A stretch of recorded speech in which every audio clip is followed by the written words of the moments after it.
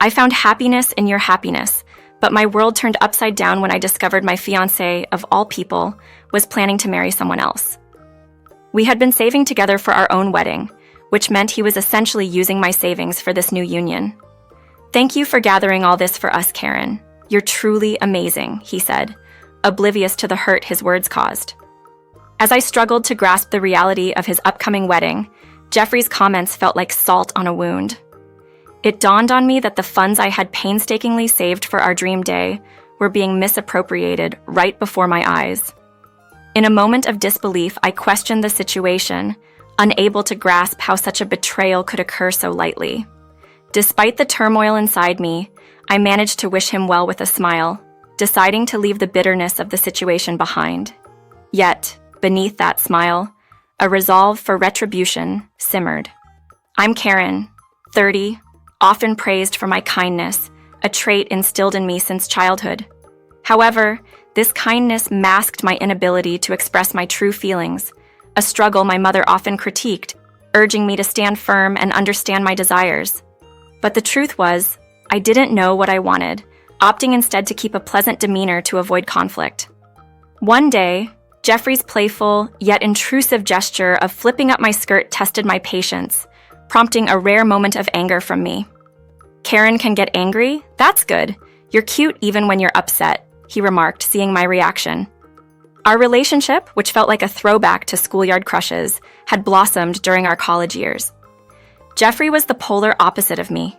Outgoing and adventurous, introducing me to a world of nightclubs, festivals, and spontaneous travels, a stark contrast to my reserved and structured life. Despite our differences and the doubts echoed by his friends and my own insecurities, Jeffrey proposed, and I questioned if I could truly be myself with him. As I reflect on our journey, from the joy of our engagement to the shock of his betrayal, I'm left pondering my path forward, balancing the weight of societal expectations against the pursuit of personal happiness and fulfillment. The idea that Jeffrey and I were an unlikely pair wasn't something I had considered until it was voiced by someone else. That observation made me feel small and exposed, engulfing me in a wave of embarrassment and sorrow. Just when, I wished, I could vanish, Jeffrey's vibrant defense reassured me. If I'm marrying anyone, it's definitely Karen, he said with his usual bright demeanor, arm casually draped over my shoulder. He praised me as a paragon of traditional virtue, a rarity he cherished in the modern world. His words, meant to celebrate my qualities, ignited a warm blush on my cheeks. As the night wore on, surrounded by friends in Jeffrey's cozy apartment, the atmosphere was alive with laughter, songs, and the clinking of drinks. But as conversations dipped into personal territory, discomfort began to shadow my tipsy state. The banter took a turn for the worse when Jeffrey, egged on by his friends, started to share intimate details despite my silent protests.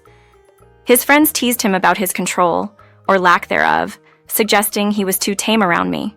Jeffrey, fueled by bravado and alcohol, brushed off the jabs, even flirting openly with another woman, insinuating he was free to seek pleasure elsewhere. The jest about not being married yet, so it wasn't technically cheating, struck a nerve. Jeffrey's actions, far from humorous, suggested a betrayal of our trust. In an attempt to defuse the situation, I suggested he had had enough to drink, hoping to pull him away from the brink of a mistake. Yet, as one friend playfully chided Jeffrey for his behavior, suggesting fidelity should be a given, married or not, the evening took another turn. In a moment of drunken clarity, Jeffrey retrieved a marriage certificate from a drawer, the same one we had excitedly signed after his proposal. Waving it for all to see, he proclaimed his love and commitment to me alone, vehemently denying any intention of infidelity. This declaration, though marred by inebriation, momentarily elevated the mood. Our friends, witnessing this gesture, erupted in cheers and congratulations. Despite the night's chaotic swing of emotions, Jeffrey's public affirmation of our upcoming marriage, scheduled for October 15, with plans to cohabit thereafter, was a poignant reminder of our commitment. Amidst the revelry and the missteps, that moment of acknowledgement held a promise of a shared future, albeit shadowed by the complexities of trust and fidelity. The joy I felt was fleeting, cooling quickly as Jeffrey, without a second thought, tucked our marriage certificate into his pocket and left with a group of friends in tow. I remained behind, surrounded by others, not realizing this choice would soon lead to regret. Barely moments after their departure, Jeffrey and his crew returned, bursting with an energy that felt misplaced. To my astonishment, they had gone out and officially filed our marriage certificate, a rash act driven by drunken whimsy, breaking our shared vision of visiting the office together. The aftermath left me in silence, cleaning the remnants of the previous night's chaos. Empty cans littered even the most unlikely places, and spills marred every surface. Amid this disarray, Jeffrey eventually awoke. His presence only intensified my desire for solitude, yet as I continued my silent cleanup, he approached, sensing the tension. "What's wrong?" "It's a downer when you're not vibing with everyone. They're your friends too, right?" His attempt at reconciliation felt hollow, especially as he commended me for being the ideal, considerate wife he always wanted. His charm momentarily disarmed me, even as he wrapped me in a comforting embrace, apologizing for the night before and suggesting a more subdued outing to the aquarium. Despite the turbulence, his gesture hinted at a kindness that was hard to dismiss entirely. We agreed to move past the incident, considering our wedding day as a new beginning. While I dreamt of a simple ceremony, Jeffrey's inclinations leaned towards a grand celebration, reflecting his love for lively gatherings. The thought of creating a day memorable for both of us brought a renewed excitement for our future. As we progressed with our wedding plans, Jeffrey's demeanor began to subtly shift. He acknowledged my discomfort with the rowdy social gatherings, suggesting I no longer needed to participate. His continued outings, often in the company of many female friends, stirred a mix of gratitude and concern within me. When I expressed a desire to join, hoping to bridge the gap, he dismissed me, claiming my presence altered the group's dynamic unfavorably. The situation escalated when I voiced my unease with his late-night escapades, particularly those involving numerous women. Jeffrey, usually so affable, responded with uncharacteristic seriousness and a stark ultimatum, challenging the boundaries of our relationship. This confrontation laid bare the tensions between us, revealing the complexities of navigating trust, independence, and partnership as we stood on the threshold of marriage. I kept silent, pondering deeply. Is this the right path forward? Is getting married the correct choice? Even my mother, whom I hadn't approached for advice, began to express her concerns, perhaps noticing my growing unease. "It's all right," I reassured her with a forced smile. Yet she wasn't convinced. "He seems nice and sociable, but Karen, you know him best. Something seems off," she advised, emphasizing the importance of being fully aware of who Jeffrey really was before proceeding with the marriage. Despite her warnings, I cut her off, defending Jeffrey's allure and the new experiences he brought into my life. I also reassured her about the wedding expenses, insisting on my independence and determination to not burden her. In my attempts to alleviate my mother's worries, I reminded myself and her that I was no longer a child needing guidance. I was confident that Jeffrey and I would navigate our future together without issue. Then, Jeffrey's demeanor unexpectedly shifted to one of warmth, praising me as a good woman, which momentarily dispelled any doubts about our upcoming wedding. However, my confidence was shattered one Friday when I received an unexpected call from one of Jeffrey's friends inviting me to a celebration. Assuming it was another party, I hurried to the location provided, only to be met with a shocking scene. Jeffrey, dressed as a groom, was in the midst of a wedding celebration with Amanda, a friend I remembered him being overly familiar with at a previous party. As I stood frozen at the entrance, one of his friends joked about my late arrival, while Jeffrey, seeing me, mockingly referred to me as an uninvited guest. The reality of their wedding hit me hard as I absorbed the laughter and joy around them. Confronting Jeffrey, I was met with cruel laughter and dismissive comments, indicating he saw our relationship as nothing more than a convenience, fueled by manipulation and financial gain. His words, meant to be endearing, were laced with sarcasm, revealing his true intentions. The realization that my contributions had inadvertently funded their wedding was a devastating blow, challenging everything I thought I knew about love, trust, and the person I believed Jeffrey to be. My hesitation evaporated in the face of the undeniable truth unfolding before me. When I confronted Jeffrey about using my savings for his wedding with Amanda, his confirmation felt like a betrayal. His casual admission of using the money I had saved for our own wedding ignited a fury within me unlike anything I had felt before.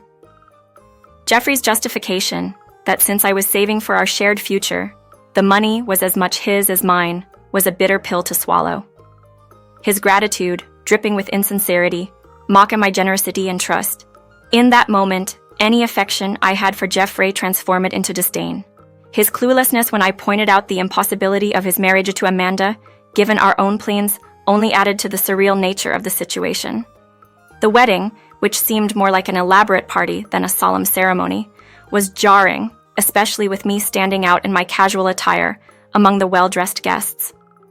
Encountering Jeffrey's parents, who had met me as their future daughter-in-law, and receiving their scornful looks, only highlighted the farce of Jeffrey's character and the company he kept.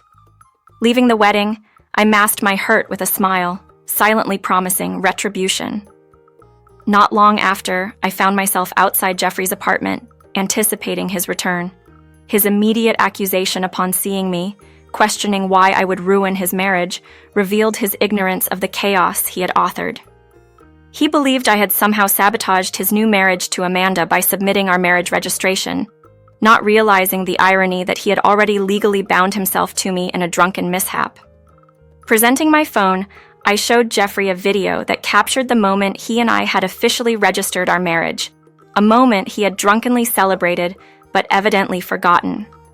The realization hit him hard as he watched the evidence of his actions, a moment meant to be a lifelong commitment to me, reduced to a forgotten episode in his haze of celebration. This video, briefly shared on social media by a friend and destined to disappear, served as a stark reminder of Jeffrey's irresponsibility. As he absorbed the reality that, in the eyes of the law, he and I were married, the weight of his choices began to down on him. The whimsical act he thought would make for an amusing tale was now a binding legal truth, leaving us entangled in a mess of his own making. Having saved that video was my small victory in the whirlwind of deception that unfolded. I never thought Jeffrey could forget something as significant as our marriage. The saying, "Love is blind," rang true, but in my case, it was more about being blinded by an illusion. Jeffrey, once the life of the party and seemingly full of charm, was revealed to be nothing more than a carefree, irresponsible individual. His immediate demand for a divorce, placing all the blame on me, was both shocking and revealing of his true character. Despite my deep regret over this hasty marriage, I saw an opportunity to at least reclaim what was rightfully mine. When I demanded the return of my savings, Jeffrey's reaction was one of outright denial, coupled with insult. He claimed the money was rightfully his since I had saved it for our wedding. Discovering he had squandered over $880,000, savings that spanned the entirety of my working life, felt like a betrayal far beyond emotional wounds. His assertion that it wasn't theft, but rather a marital right to the money, was ludicrous. The situation took an even more absurd turn with Amanda's entrance. She echoed Jeffrey's flawed logic, suggesting that within a family, such actions weren't considered theft. Their skewed reasoning, backed by personal anecdotes and met with laughter, highlighted the vast chasm between our worlds and values. Jeffrey's boastful admission of how he accessed my funds was the final straw. He had taken advantage of the trust and love I had placed in him, exploiting my intentions for our shared future for his own gain. This revelation, far from humorous, underscored the depth of his deceit and manipulation. Their laughter, in light of their actions, was a clear indication of how far removed they were from any sense of morality or decency. It was a painful yet clarifying moment, revealing the true nature of the person I had once thought to spend my life with and the harsh reality of our situation. Jeffrey's admission, albeit with a hint of gratitude, hit me hard. He likened my life savings of $560,000 to a wedding gift for him and Amanda, a statement that solidified the depth of his betrayal. My determination to uncover the truth behind the unauthorized withdrawal led to a shocking revelation. Given the bank's usual security measures, the only plausible explanation was impersonation, and Amanda's reaction confirmed my suspicions. She nonchalantly admitted to disguising herself as me, exploiting the anonymity provided by a mask and her unadorned appearance to bypass identification checks at the bank. Her disdainful comment about my usual lack of makeup, meant as an insult, only revealed her own shallow understanding of identity and integrity. Amanda's laughter at her own deceit was a clear display of her ignorance and lack of remorse. Her admission, however, shifted the dynamics of our confrontation. I pointed out the legal implications of her actions, distinguishing between Jeffrey's familial ties and her status as an outsider, which could indeed make her liable for theft. The realization that legal consequences were a real possibility for her actions wiped the smugness off their faces. As the gravity of the situation dawned on them, Amanda's attempt to deflect guilt was pathetic. The evidence was undeniable, especially when I revealed that I had recorded our entire conversation. The color drained from her face, and her earlier bravado melted away into feeble apologies. She tried to shift the blame onto Jeffrey, claiming she was merely following his instructions, driven by their need for money to fund their wedding. Jeffrey's attempt to distance himself from the wrongdoing was equally cowardly. He blamed Amanda for the financial predicament, portraying himself as a mere strategist in their scheme to misappropriate my funds. His justification, that he never anticipated my strong reaction, believing I would remain passive as always, was a testament to his manipulation and underestimation of my resolve. Their back-and-forth blame game, a desperate attempt to absolve themselves of responsibility, only highlighted their moral bankruptcy. This confrontation was a turning point, revealing not just the theft of my savings, but the theft of my trust and the exposure of their true characters. Having realized the extent to which they underestimated me, I stood my ground amidst their pleas and schemes. Jeffrey's proposal to repay me in installments after a divorce was laughable. How could I trust someone who had already proven himself a thief? I insisted on a full repayment of the stolen money before even considering a divorce. Amanda's urgency for a quick divorce, driven by her own predicament of being pregnant and wanting to marry Jeffrey, only added to the chaos. Their claims of being unable to return the $60,000 were met with my pointed reminder of their youth and potential to work hard to save double that amount, considering I had managed to save $880,000 on my own. Yet, they were in a dire situation, not only unprepared for the expenses of a wedding, but also for the impending costs of childbirth and setting up a new home. Amanda's pregnancy, a result of Jeffrey's irresponsibility, highlighted the reckless path they had chosen. I couldn't help but express my disbelief at their lack of foresight and responsibility towards their future and the well-being of their unborn child. Despite feeling a twinge of pity for the innocent child caught in their mess, my sympathy did not extend to forgiving Jeffrey and Amanda for their actions. Driven by their blatant disregard for my financial and emotional well-being, I took legal action. While family theft might not hold up in criminal court, civil litigation offered a pathway to reclaim my stolen funds. Additionally, Jeffrey's infidelity, compounded by his impregnating Amanda, strengthened my case for demanding alimony and compensation for the wedding cancellation fees. Jeffrey's protests at the financial claims against him were met with my firm stance on accountability. The real world doesn't indulge selfishness without consequence. Eventually, Amanda's father stepped in to settle the $80,000, leading to Amanda receiving a suspended sentence due to her remorse and pregnancy condition. My demands for alimony from both Jeffrey and Amanda underscored the seriousness of their betrayal and the impact of their actions on my life. Amanda, now heavily pregnant and confronting the financial demands, questioned my motives, reflecting the gravity of their situation and the long-lasting consequences of their choices. When Amanda approached me, I half expected an apology for her role in the turmoil that had engulfed our lives. Instead, she seemed to challenge the fairness of repaying the stolen money and my demand for alimony. I calmly explained that it was only just for her to return what was wrongfully taken, emphasizing that her actions necessitated the repayment. Despite my composed response, Amanda broke down in tears, especially after returning the $80,000, which paved the way for my divorce from Jeffrey. Jeffrey and Amanda did end up marrying, yet their new life together was far from the blissful start they might have envisioned. Financially strained and under the strict supervision of Amanda's father, who had begrudgingly settled the debt, they found themselves working tirelessly in a factory owned by one of his acquaintances. With little freedom and no luxury of leisure or entertainment, their relationship became strained. Amanda, despite her condition, worked up until the late stages of her pregnancy, while Jeffrey's attempts to flee from this constrained life were futile. The couple's mutual resentment for their plight was palpable, a sentiment shared during my conversations with Amanda's father, who lamented his own challenges with family, but remained committed to ensuring I received the owed payments. Returning to my parental home, I sought solace in the familiarity and comfort it offered, only to be met with my mother's stern admonition to face the situation with strength. The expectation of unconditional support gave way to an emotional moment of realization and acceptance. Her embrace and gentle reprimand reminded me of the importance of valuing my own feelings and standing firm in the face of adversity.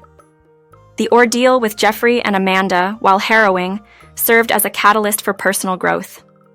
The support from Amanda's father, despite the circumstances, was a silver lining, ensuring the restitution of the stolen funds.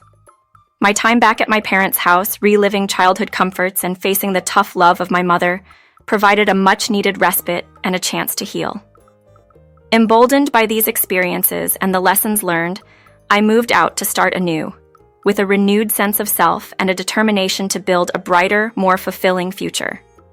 The hardships faced had not only tested my resolve, but also opened my eyes to the possibilities that lay ahead. With a fresh perspective and a heart open to new beginnings, I looked forward to the journey of rediscovering myself and eventually creating a new family grounded in trust, respect, and love.